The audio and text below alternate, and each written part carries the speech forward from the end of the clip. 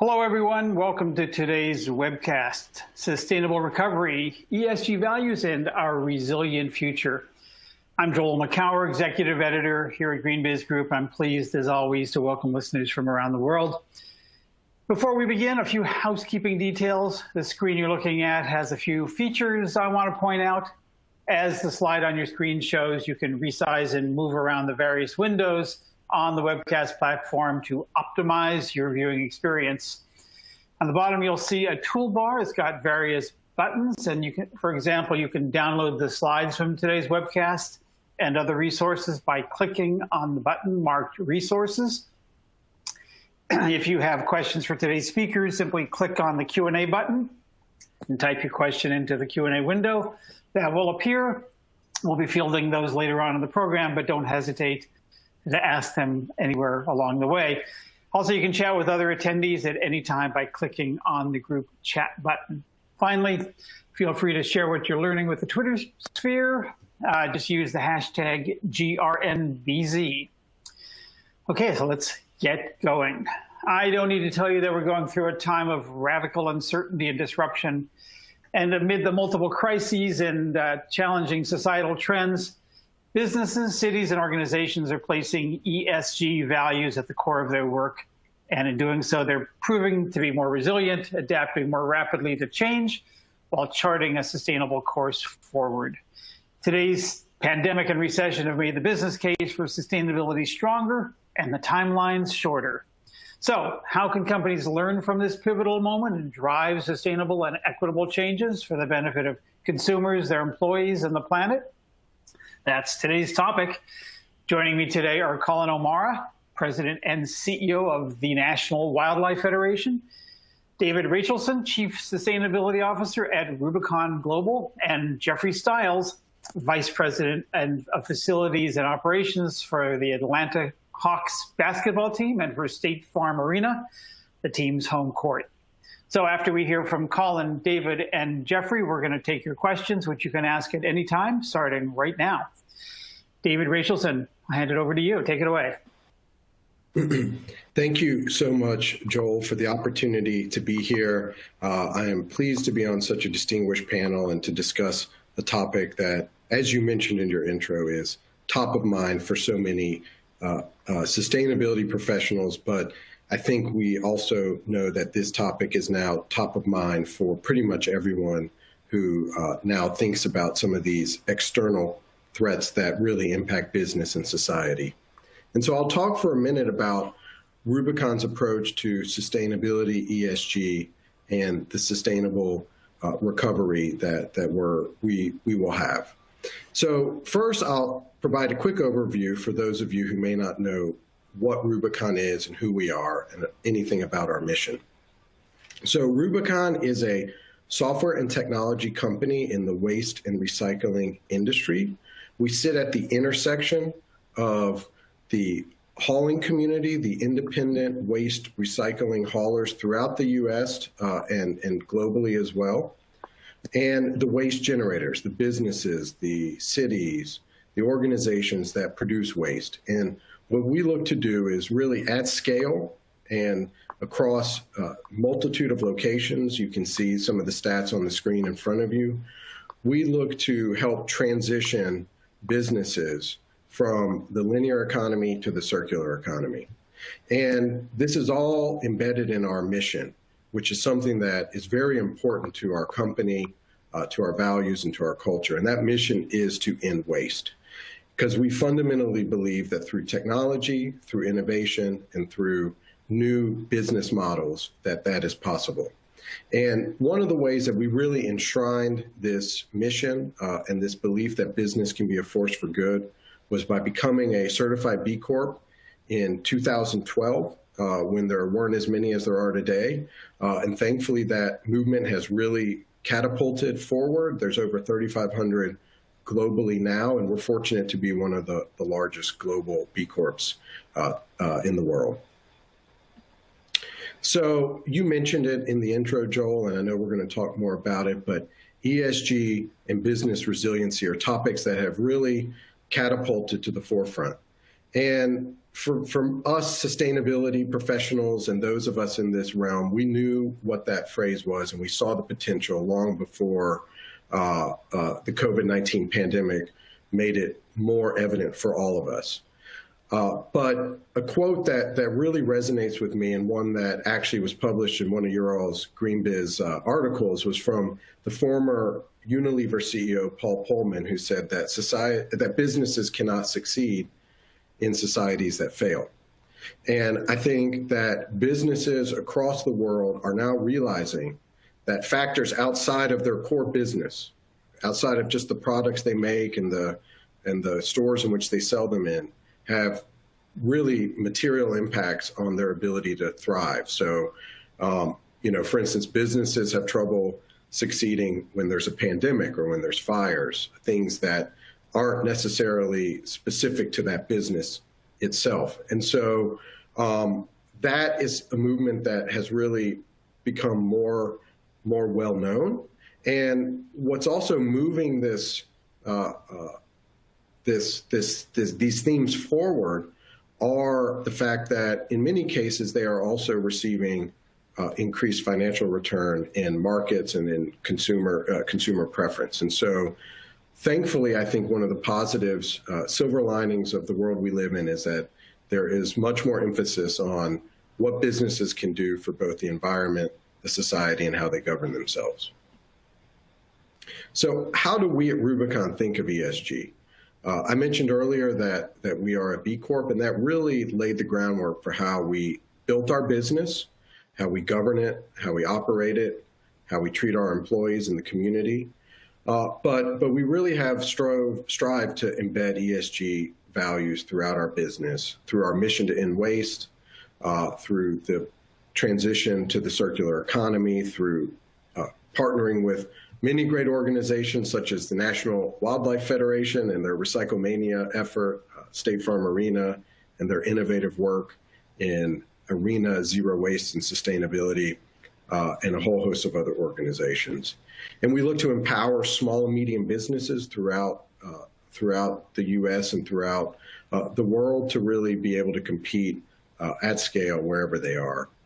So that at a high level is how we approach ESG at Rubicon. So obviously at Rubicon, we know a thing or two about waste. We really focus on it every day.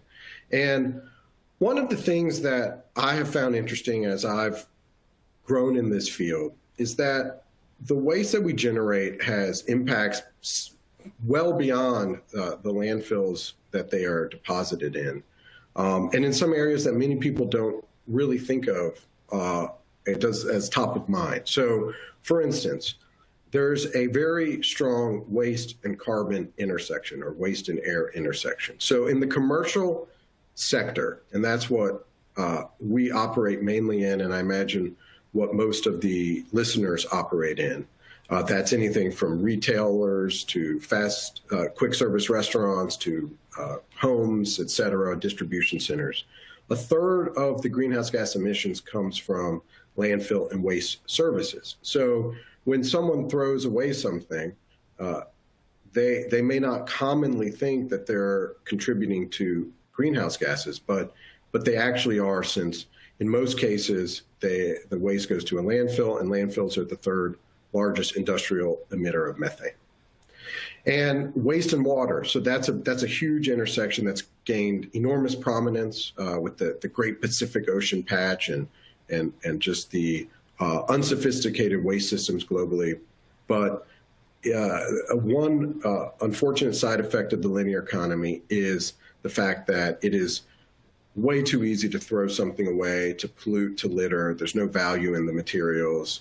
Let's just get rid of it and forget about it. And in many cases, the waste ends up in water streams or waterways, clogging those sources of potable water, and then ultimately ends up in the oceans and choking off marine life, et cetera.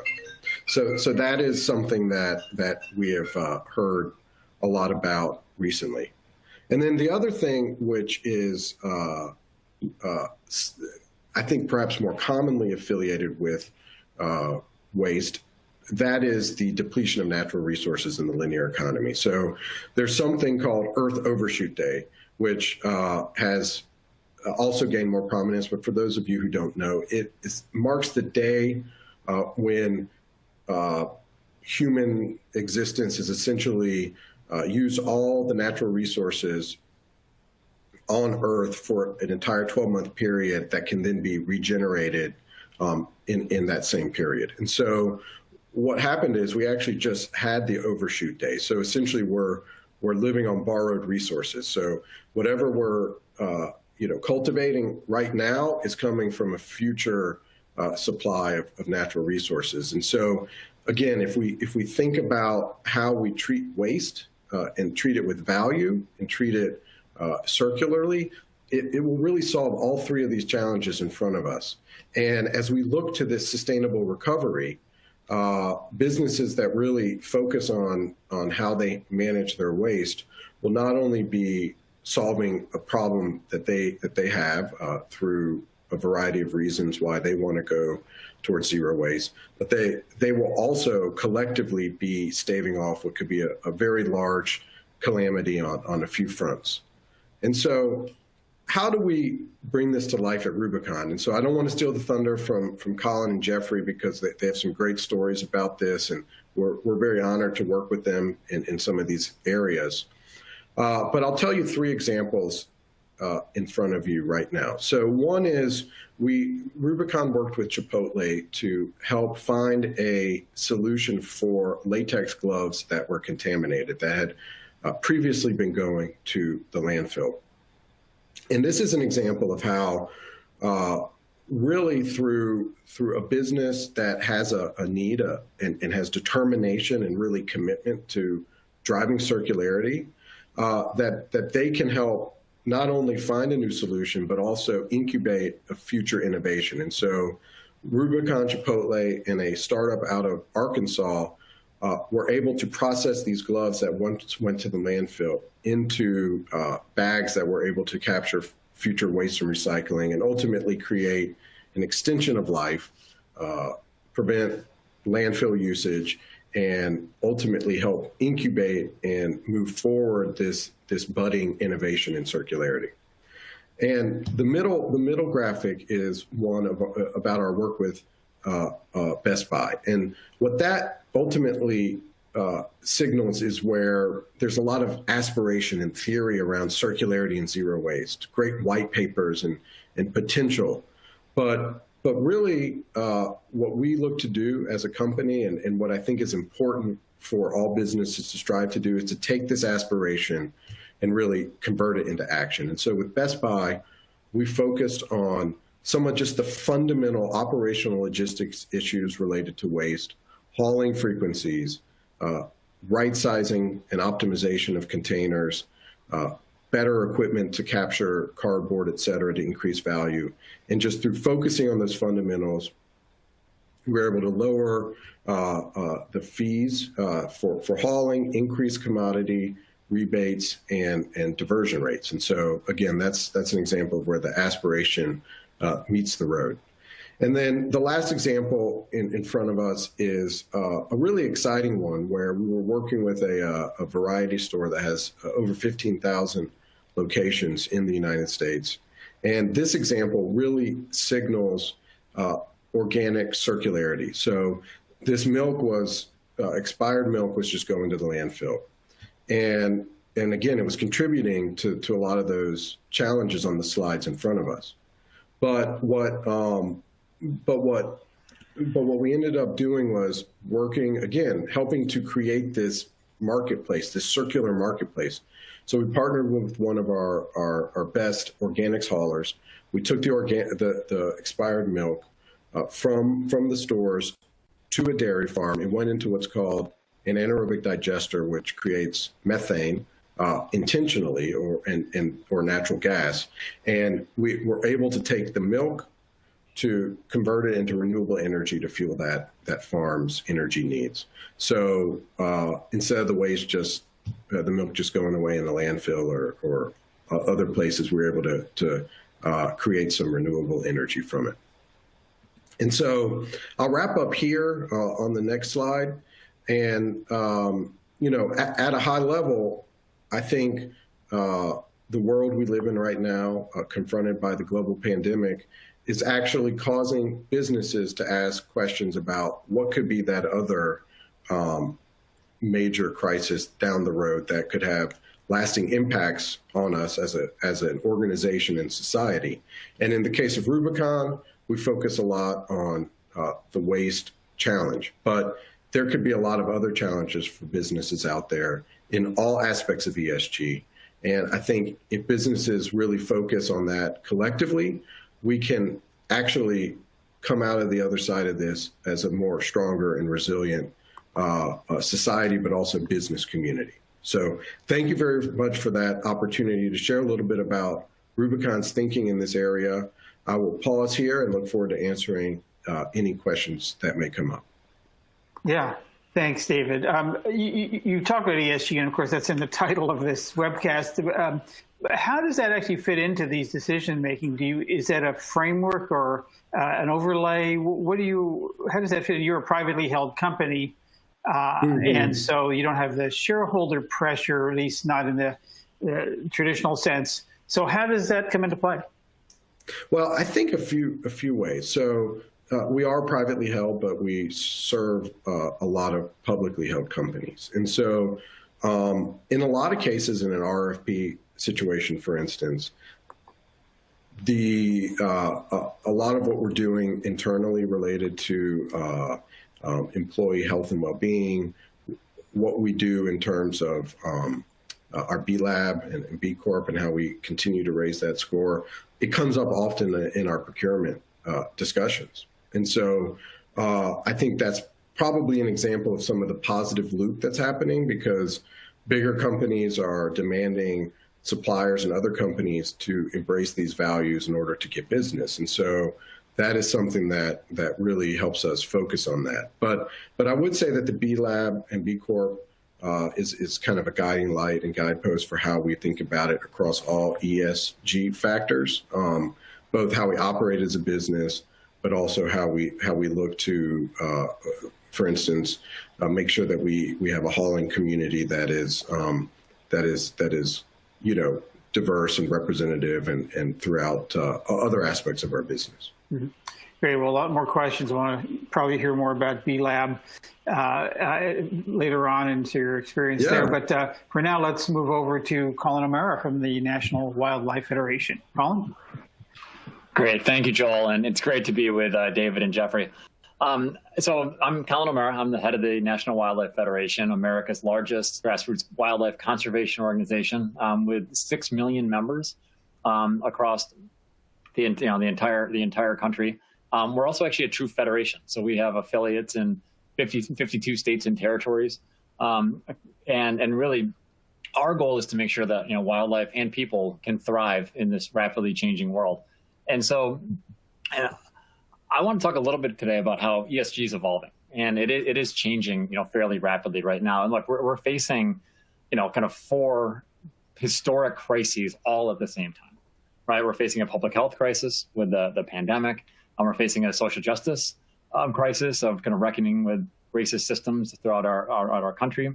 We're dealing with an economic crisis as we're facing the worst economy since the Great Depression, and then a climate and kind of wildlife crisis on top of that. And so the days of being able to think about ESG as simply, are we reducing emissions? Are we tightening up our supply chain? Are we hitting our equity and diversity numbers? That's not going to be enough, right? I mean, I think how companies respond to these 4 interconnected crises is really going to determine who kind of rises and comes out of this current era stronger with more customers and more shareholder value. So I wanted to talk a little bit today about how an organization like the National Wildlife Federation can help all of you. Because I mean, the fact that you're on this call and the fact that you're kind of part of the Green Biz family shows that you're already thinking about it, right? And it's great to be with Rubicon. It's great to be with the Hawks because these are entities that kind of walk the talk. And I think that groups like mine can really help kind of work with businesses to really think through their ESG efforts and how they can maximize the impact they're having, whether that's a conservation outcome or a climate outcome or some of the other equity outcomes. We can help, kind of identify which activities are going to have the biggest impact. And, we've had a chance to work with, lots of different institutions, public institutions, private institutions, other nonprofits, really trying to find those places where you're not simply, it's not simply just a symbolic empty gesture, but something that really is going to both drive results and also drive value for your company. We also like to share best practices. And so, one of the things that's, a blessing and a role that our team plays is really being able to kind of share those best ideas and make sure they're kind of being cross-pollinated across lots of different companies, lots of different sectors. So we're really kind of learning from each other, and you create this kind of healthy competition. I like it, when folks are trying to do even more to, reduce emissions or support wildlife habitat or really kind of reduce the impacts of their supply chain on ecosystems, whether that's here domestically or around the world. We're also looking at kind of internal processes a lot, and this could be business to business relationships, supply chain relationships. But one of the things that I think we have to kind of come to grips with here in the U.S. in even a bigger way is that a lot of our consumer preferences and the way in which those preferences are met by the business community have massive ramifications for natural resources around the world. So, for example, we do a lot of work, with various companies that are sourcing, palm oil or other materials from the Brazilian, rainforest as a way to try to minimize impacts on the landscape. Making sure that things like leather and beef are sustainably sourced.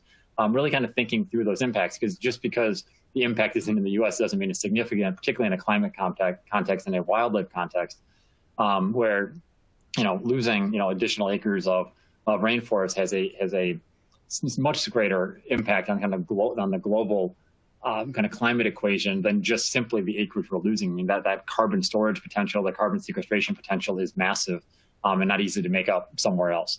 And then also think about new markets. So we work with a lot of different corporate partners thinking about how to expand markets, how to become more efficient, how also to serve younger demographics that are growing in different parts of the country, and folks that are really shopping their values, folks that are going out really trying to buy products and services that really support their beliefs, and that increasingly, obviously, 71% of folks, younger folks, want to work at a company that kind of shares their values, and you have more than half of consumers now saying that the values of the company and kind of the work of the company in their ESG portfolio influences the products that they buy and the services that they acquire.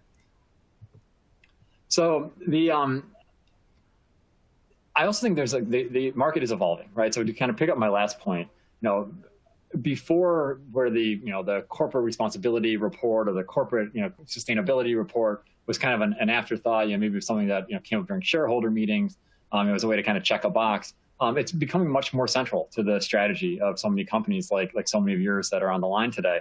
And I really think the next evolution is doing even more to show customers how the work that you're doing internally is actually leading to better products and better impacts around the globe. And so instead of thinking of these efforts kind of internal facing or to meet a good housekeeping stamp of approval or some kind of B Corp designation, really kind of thinking through like how do we share that work with customers and use that as an opportunity to build brand loyalty for all the right reasons. I mean, it's not just a slick marketing campaign, it's really kind of showing the impact.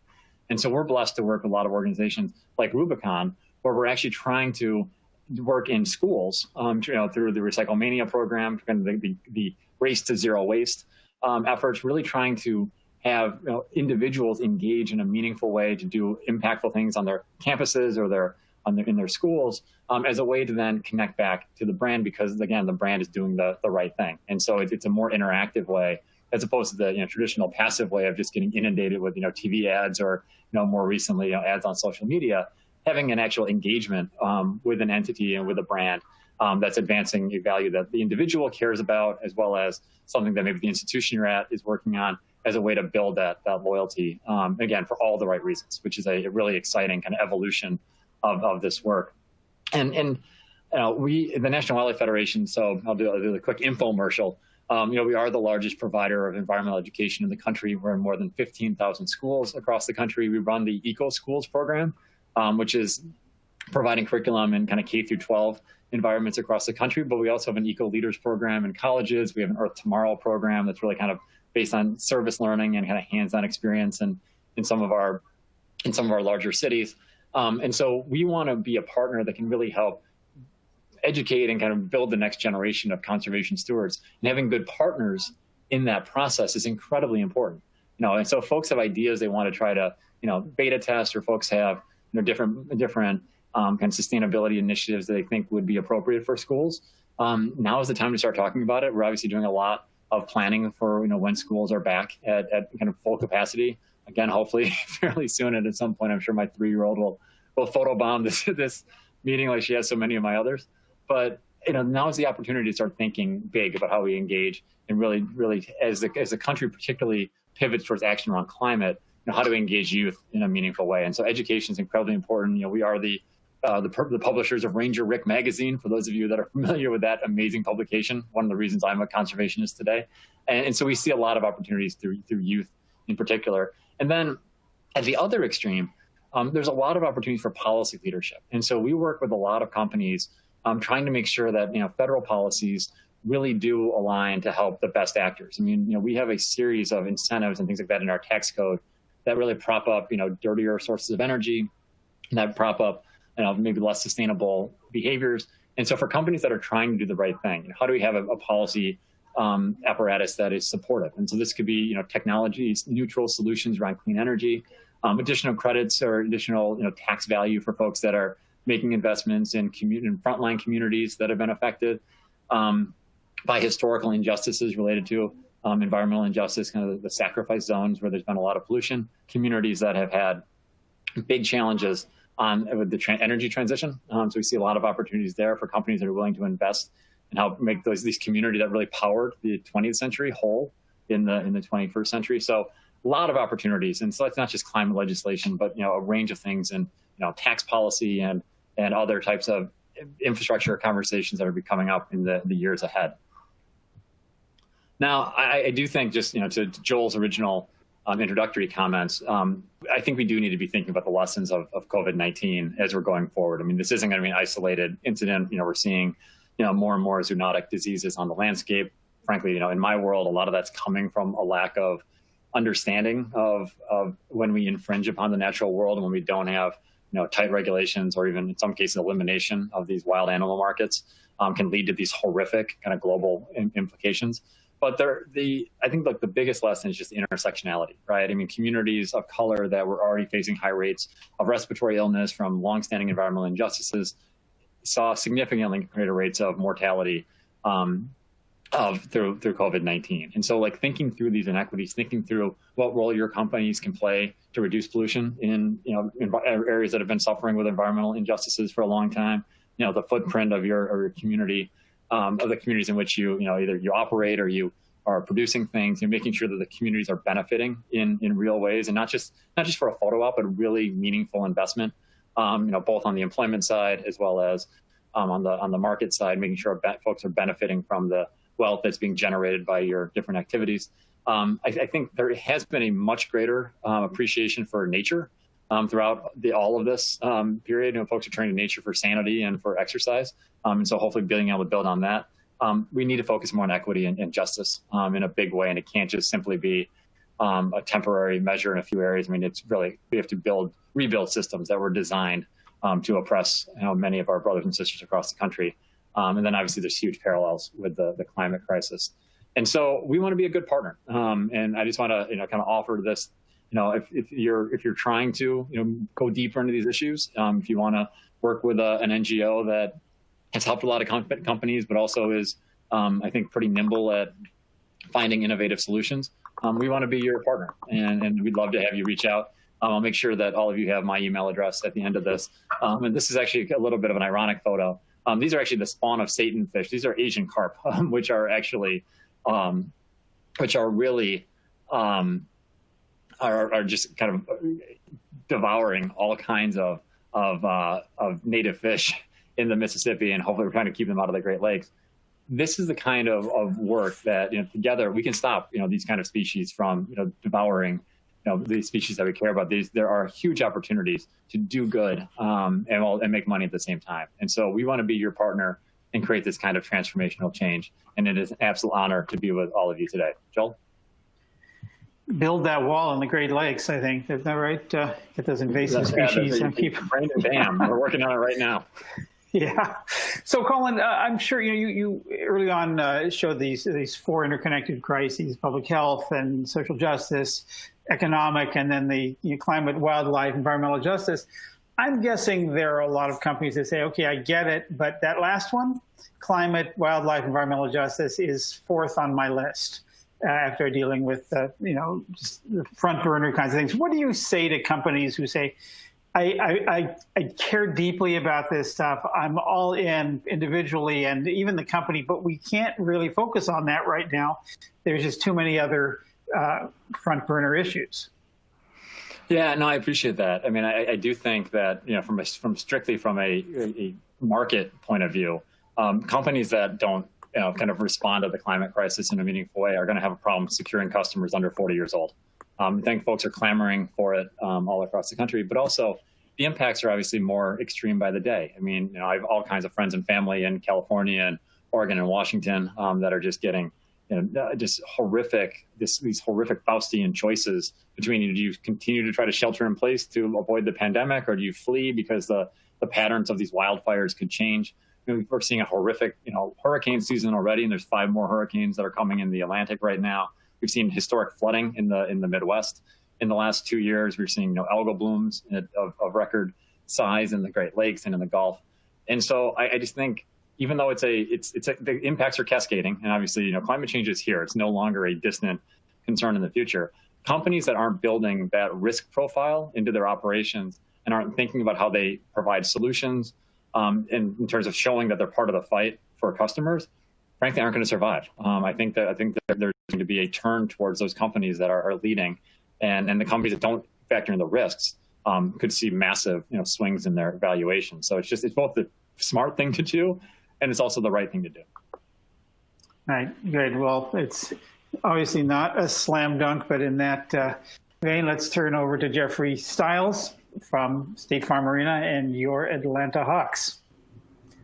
Hey, thanks, Joel, so much. Really, I'm honored to talk with all of you all today.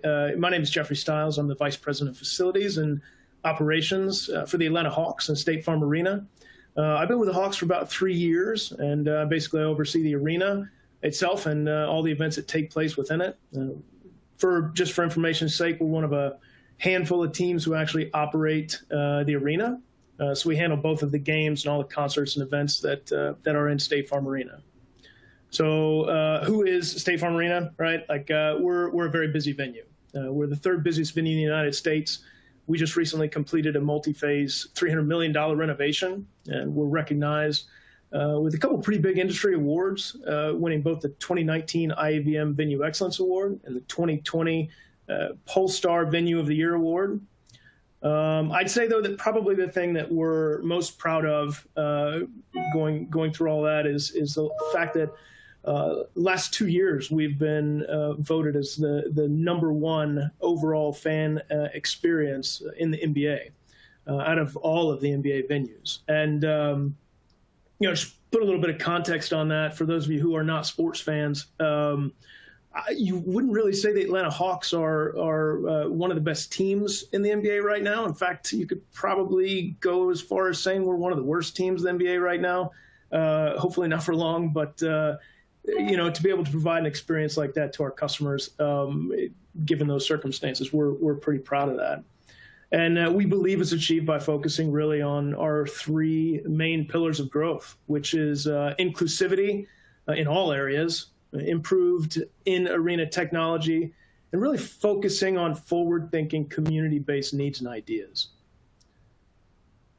And really, I mean, this segues pretty well into really why do you have a guy from a basketball team talking to you today? And it really has to do with our sustainability journey, right? I mean, we pride ourselves on being part of our community. I mean, you look up anything on our social media or any true to Atlanta, and we believe in that. We're true to our community, and those are values we really try and take into account when making all of our decisions. I mean, you can see here, hopefully y'all can see that beautiful building. I'm obviously very proud of it, but it's kind of a landmark here in this amazing city. And, you know, in it, we're very proud to have achieved our LEED Gold certification in the existing building category. But again, I think we really began this journey with a choice to renovate our existing facility instead of tearing it down and building a new building. We really kind of view this as the ultimate recycling story, because that was definitely an option for us. And during that process and kind of moving through the renovation process, we really began to find that there was a real need to find great partners who could kind of help us through what we think is a very important piece of our commitment to the community, which is being sustainable. We were lucky to find Rubicon, who's just been an amazing partner for us for the last couple of years here. You know, we recycled 12,000 seats out of our arena. We were able to recycle them, put them in different places to reuse them, which was really an awesome thing. We worked with Rubicon as well. Back when the Super Bowl, you know, had people, we had this big Super Bowl event where we had 5 really big kind of nights of events that we housed at the arena, and it caused an amazing amount of waste, 12 additional tons that Rubicon helped us get rid of. So it's part of our identity, and it's great to have such amazing partners to kind of help us down there or down that road. And again, you know, our next step and what we are working towards right now, again, with Rubicon's help, is we are striving for zero waste. You know, I want to go ahead and acknowledge the fact that, you know, considering the recent Climate Pledge Arena announcement with Amazon and Seattle, they might beat us to the punch, but that's not going to change our plans. And, you know, it's a very interesting conversation to have, and you know, I mean, no offense to anybody on the call, but I think Atlanta is the best city in the world. I love it here. Hopefully, y'all feel the same way about your cities as I do. But Atlanta is a very unique city, and unlike Seattle or a couple of other cities on the West Coast, you know, we don't have the infrastructure that everybody else has here. We don't have a commercial composting program. We don't even recycle glass here, which again is why it's so important that we have partners like Rubicon to help us along that journey, because without them, quite frankly, we can't do it. And, you know, we think that it's, again, such an important piece of who we are, because we want to be able to say, look, if we can do it at this huge facility, one of the largest waste generators in the city, you can do it at home, you know, and you can, and we feel that kind of evokes real change. You know, we became one of the first large buildings in Atlanta to start commercially composting. It was a big deal to us. And while we're not at our 90% goal yet, we have experienced a 45% year-over-year increase in our waste diversion, which again, we're not quite there. We're working there, but I have no doubt we'll get there soon. But we think one of the key things in this market, like I talked about, because it is Atlanta, is educating our fans. And, you know, we have great programs here, signage you can see on the screen. Rubicon helps us out with a thing where we actually walk around and catch fans who are recycling or composting before the game, and then we recognize them and give them all sorts of hawk swag and say thank you for making the right decision. So we think those little things kind of just, again, work towards that goal of educating our fans. One of the things everybody has possibly heard of, because we have, this is what we've been in the news for over the last couple of months. In June of this year, we announced we'd be opening our doors to become Georgia's largest ever voting precinct for the upcoming elections. And given the size of our arena, you know, it's over 700,000 square feet, we felt that we were in the perfect position to allow us to really provide a socially distanced and safe experience for voters in a community that needed it. We treated the primary runoff, which was an early voting period, as kind of our preseason. You know, kind of gave us a really good opportunity to train for the upcoming election here and kind of work out the kinks. And over the course of 17 days, we had over 150 of our full-time employees volunteer, including Coach Pierce, Travis Schlenk, our GM of basketball, and other people from the team. We had over 2,000 votes cast in the arena. And we again, a primary runoff. That was we expected not very many people, but to see that was pretty awesome. And for October, we're going to be committing over 300 of our full-time staff to this voting initiative, and really almost tripling the size of our operation. One of the things that we're really focusing on through this process is to take away any roadblocks to get people out to vote. From providing free parking to making sure that the training is up to standard, and we have the highest trained staff working here. It's really that's our focus, and we are again, we were the first team to open our facility to doing this.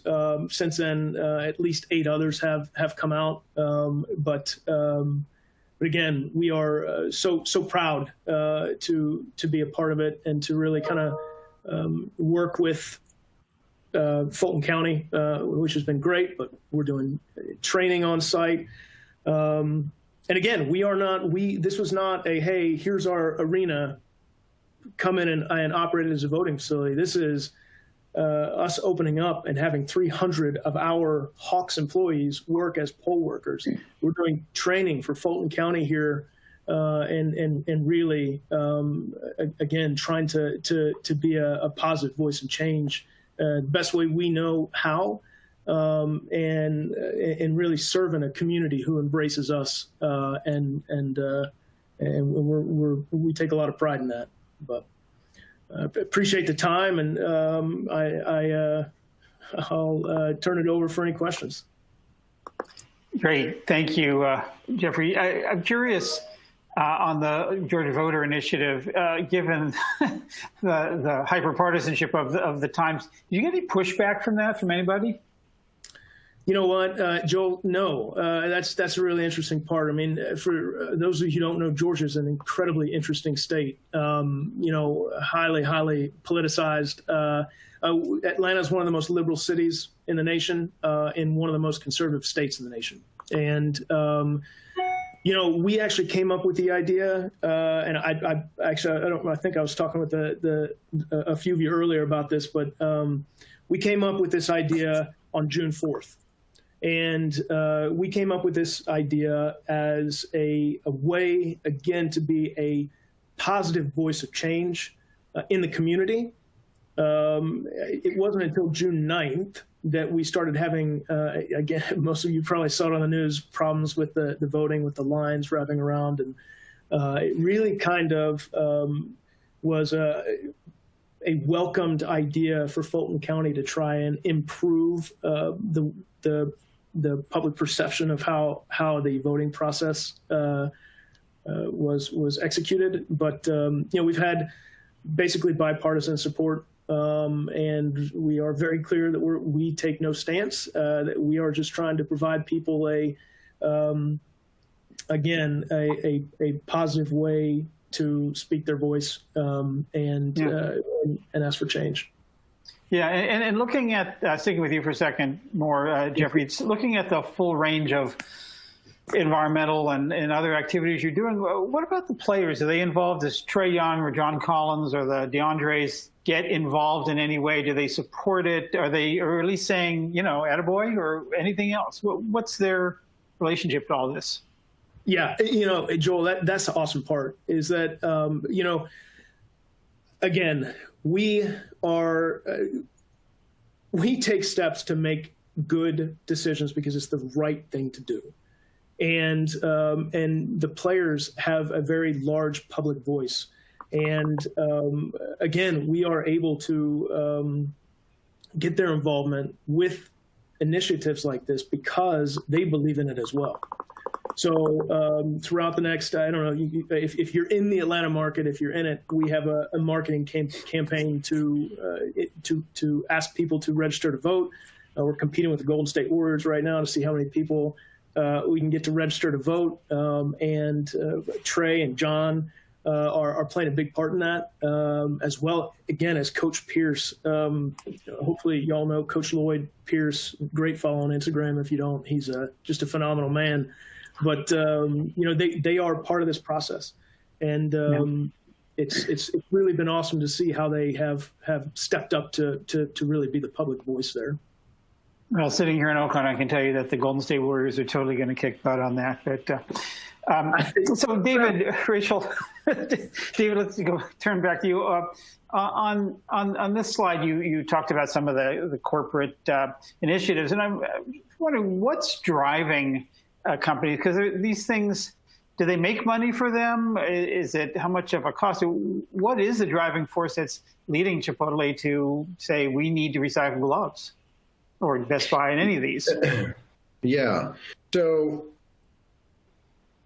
I would say kind of an all of the above type answer. So in many cases, companies have corporate commitments to achieve zero waste. And that's kind of a pathway to circularity. And so as companies get closer to achieving that goal, they start to see some of the more stubborn items. And, but our approach really is to provide a total cost of ownership model. And so where there may be increases in costs, we're able to typically offset them elsewhere. And that's a great example is the Best Buy example, where we simply just optimized the hauling and didn't haul air. So instead of hauling a container, for example, when it's 7 tons full, we would optimize it based on the data and analytics that our platform does to say 9 tons is the road limit. So let's wait and reduce some costs there. That could either go into savings or to fund some of these more advanced things. So it's an all of the above answer. But what we've seen across the board and since the pandemic, and even before, is that there remains a commitment towards these zero waste goals, towards these circularity objectives, towards sustainability across the board, and that's been really positive and encouraging compared to some of the previous recessions and other turmoils where sustainability professionals sometimes that role is questioned. In this environment, that role is actually in many cases put on a pedestal. Yeah. Do most of these types of initiatives, I know that's a really a vague framing, but do they tend to make money or save money for customers? Yeah, at kind of at a high level, yes. Especially when you look at all of the waste streams. A lot of times savings are found elsewhere to offset increases in other categories. And so if you look at kind of the holistic view of a business's waste streams, even in this environment, it is still possible to find savings and or cost neutrality. Yeah, great. Colin, you talked a little bit mentioned sort of engaging youth. And I think a lot of companies say, yeah, right on, they nod, for that. But I don't know that they know actually how to do that. And I'm wondering at what level, maybe even what age group of youth do you find the easiest or the most effective to engage? And anything you can tell us about what you've seen, just great approaches to engaging us. And I'd love to hear from Jeffrey and David about that as well. Colin? Yeah, I mean, I think we really try to run the full span from kind of K to kind of 20 in terms of really trying to have kind of appropriate activities. And so, we have a huge partnership with Rubicon, of course, focusing on zero waste and really focusing on, in some cases, college campuses and increasingly into high school space where the students are more the leaders. There's other parts of the Eco Schools program where it's more curriculum driven. But, I think we find that, to do the work, equitably in a meaningful way, particularly in some of the larger school districts in the country, the focus on really delivering the programs in partnerships with the schools, with the public schools in particular, making sure that, a broad range of students have those opportunities is the most impactful. And, just as I think, kids in the 70s and 80s had a huge role in, their parents, stopping smoking. I think, kids my age, when we were growing up, I think played a big role in having folks help increase recycling. And so, we really believe that there's a huge kind of transformative change. And we have a big partnership with Bass Pro Shops. Johnny Morris is a good friend. And so we're trying to engage, tens of thousands of youth in major cities across the country just to get them outdoors, right? Just to kind of, it's connected with the schools as well as the YMCAs.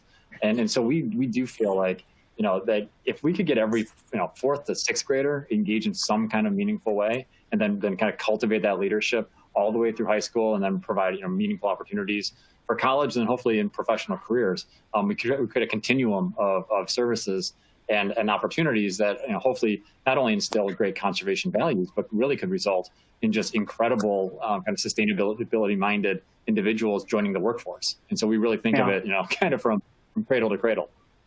And I know NWF has been involved in the No Child Left Inside movement, and just trying to get kids outside and moving and appreciating the great outdoors. Jeffrey, I imagine you have a relatively easy time of engaging youth because you've got those nice big tall guys who are heroes for a lot of them. How do you? What have you learned about engaging young people, particularly as it relates to sort of social and environmental issues? Yeah, Joel, that's a good question. And, it's actually really funny that you say that, because I think probably the most relatable of the people on our team right now is Trey Young, because he's 5'10", and every kid can look at him and say, like, hey, I could be him someday. I don't have to be 7 feet tall as he is. But I think that, we obviously, I spoke earlier about really being true to the community, and we have our community outreach focus is again, I hate to use the word pillar again, but a huge pillar of who we are. I mean, we have built and commissioned over 25 community basketball courts at community centers to engage with youth. We have a youth summer program. But, again, I think it's the engagement piece. It's offering, like I talk about the programs that we work with Rubicon on, the educational piece of really driving home that, decisions you make in the arena can be the same as you make at home. Decisions that you make, that's how you engage people. And I think that, it's not, people are smarter nowadays. They see through things faster, different than when I was, I hate to use the word younger, but people just see right through stuff. And I think that, that's why we have to be so just open about what we're doing and really make decisions for the right reasons instead of making them for short-term profit-based reasons, because people see right through this, especially youth these days. So hopefully that answers your question.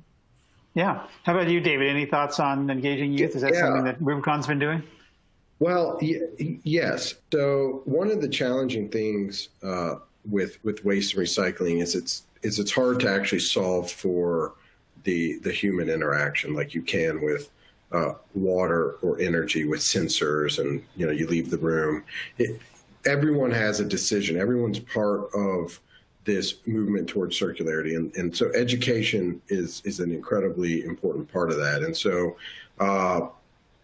both Colin and Jeffrey mentioned it, but we're honored to support NWF with Recyclemania as the technology partner to help capture this diverse data and really help drive change through the metrics, as well as the helping educate and partner with the State Farm Arena team on what can and can't be recycled. And then throughout a host of other partnerships and engagements we have with universities and through a program we developed called the Rubicon Method, it's essentially a double click on reduce, reuse, recycle. So it's a 6-step program to help really tell and educate people on how to actually do the right steps, because again, it's incredibly complex. So it's the core part of how you actually can solve the waste challenge in the world. Yeah. Sticking with you, David, let's talk a little about organic waste. And I'm guessing that Jeffrey will have some things to say about this too. In terms of how do you, as we know, food waste and among other things is a big part of what's in landfills. And what are the efforts to reduce that so that we don't even have to send it to compost? Or if we do, we can send it to compost. But how are you, that seems to be a tough challenge in a lot of cities. What's going on at Rubicon? And I'd love to hear what's going on at State Farm Arena. So, David, go ahead. Yeah, so absolutely. So we are through, I mentioned earlier that the core of what Rubicon is technology and software. And so we capture an incredible amount of data that then we can work back with our partners to help them understand where they are procuring waste or procuring items that could be solved at the beginning of the procurement process and not by the time we get there. So we use data to help educate businesses on some of those upstream procurement practices. But while that's important, there's still the waste that we have to deal with and sustainably dispose of. And so one of our biggest programs or initiatives rather is helping to partner with those local compost facilities or anaerobic digesters or other on-site technologies to help incubate and really create the scale that you would expect with, let's say, recycling. So if you went and said, hey, I need to find recycling in X part of the country, there's a vast database, a vast network, it's established. That is not yet the case with composting, as Jeffrey mentioned here in the Atlanta area. So how can we be a market maker so that these compost and other organic waste solutions can actually create a business that can grow at scale to help address the problem? Yeah, Jeffrey, you mentioned it briefly in your presentation, but how are you trying to do more, and how are you engaging fans around food waste? Yeah, I mean, again, it is a challenge here because we don't have the infrastructure. I think I mentioned before, I have to compost in my backyard. So it helps me learn about it and understand how it works. But, I think that was one of our bigger initiatives and why we needed a partner to help us with that here. Really, I think that in the arena, it's an educational piece. We have to educate our fans. We have to be front-facing. Our signage has to be right. Again, we have people walking around before the game trying to identify fans making the right decision. We're just composting and throwing things away in the right containers, just saying, hey, thanks for doing a great job. And then putting their pictures up at halftime and saying, here's some hot flag. Thanks for doing the right thing. And again, these are all ideas and I'm not trying to play, but Rubicon helped us come up with this stuff. So it was very, very useful for us to be able to look down that line of thinking. I think that it has to be easy. You have to make it. You have to really kind of architect it make it a way that is easy for the fan to be able to do it. It can't be confusing, and so it's a good challenge, but a challenge. Yeah, we're almost out of time, but I want to ask you one more question really quickly, starting with you, Colin. It was a two-parter, but I'll answer the first part for you. The first part is, are companies thinking big enough when we look at all of these initiatives? And I'm going to submit that the answer is no. So the second part of that is, what would you like to see, or how, if companies were to think bigger in general, in whatever way you want to discuss that, looking at sustainability and ESG topics, Colin, what would you want to see them do? What would be the ask, the big ask for companies? And then Jeffrey, and then David, I'll give you the last word. Yeah, no, I think there's incredible progress over the last 10 years on measurement, right? So folks, having a zero waste goal and getting, closer every year, or having a renewable energy goal, or having a water conservation goal. I'm not sure that we're kind of thinking about cumulative impacts, and I definitely don't think we're thinking enough about kind of supply chain impacts kind of further downstream. And I think the challenge when you kind of think primarily through just electrons or tons is that you lose some connectivity. And I think one thing we focus on a lot is right now we're in the midst of a massive wildlife crisis. I mean, the extinction crisis is real, and a lot of that's habitat. I mean, there's climate implications, there's impacts from invasive species and disease, but kind of thinking about the footprint and really having companies. We spent a lot of time with companies across the country restoring their huge land holdings. Companies like Bridgestone, companies you wouldn't necessarily always would come to mind, that are doing huge amounts of work, trying to restore habitat on lands they currently have, lands that maybe they've contaminated in the past and are trying to clean up. Like thinking about like the land piece of it, because at the end of the day, I don't simply want to change out, kind of dirtier source of energy for cleaner source of energy. I mean, we want to kind of transform the system, and frankly, restoring lands and kind of having that connectivity with the community is going to be incredibly important. And so I'd like folks to think about how do we be sustainable and kind of in every way, and then really be that great community partner that is really lifting up communities that have been disadvantaged and really kind of creating some new opportunities for youth in particular. But it's not enough just to kind of sign on to the Paris Agreement. Really kind of thinking through what the impact you're having on the ground in every way is really kind of where we need to end up. It's the system, stupid, right? Exactly. Jeffrey, quick answer here. Yeah, real What's quick. I think it's taking again, doing what you can from a business perspective of taking what everybody on this call is interested in and what we're doing from a cause or an activation to the norm, right? Thinking of how we can incentivize places that may have a harder time making the right decisions, and just making it a norm across the country. So in Seattle, it's not different than Atlanta, that I have just as easy of a time as doing. And I think that only happens from businesses, helping that process along. Yeah. David?